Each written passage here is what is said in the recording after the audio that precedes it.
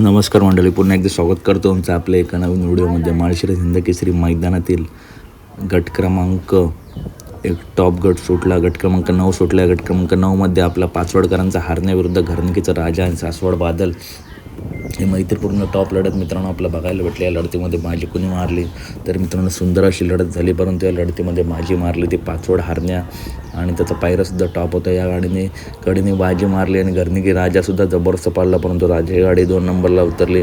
अर्जिता खेळाचा भाग आहे. तर कशी वाटली अपडेट नक्की सांगा. व्हिडिओ आवडल्यास नक्की व्हिडिओ लाईक करा. तसेच मित्रांनो वेगाचा शेवट सर्जा विरुद्ध सर्जा धादा आज एक टॉप लढत झाली.